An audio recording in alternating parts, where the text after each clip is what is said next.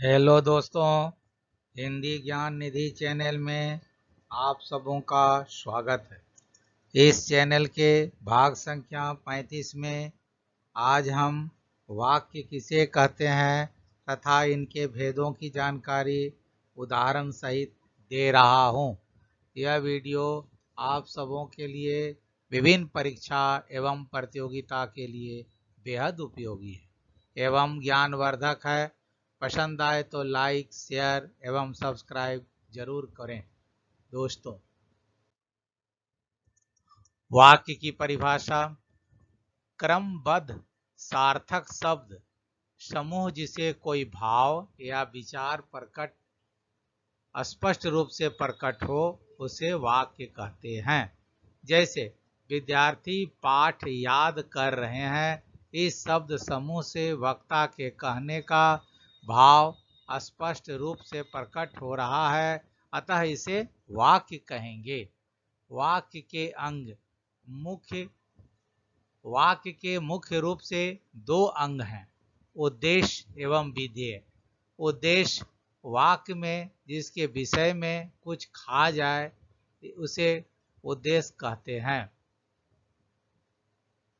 उद्देश्य प्रायः कर्ता होता है। जैसे संतोष गाना गाता है। इस वाक्य में संतोष के बारे में कहा गया है, अब अतः संतोष उद्देश्य है। विधेय उद्देश्य के विषय में जो कुछ कहा जाए उसे विधेय कहते हैं। जैसे संतोष गाना गाता है, इस वाक्य में गाना गाता है, यह विधेय है। रचना के आधार पर वाक्य के भेद। रचना के आधार पर वाक्य के तीन भेद हैं।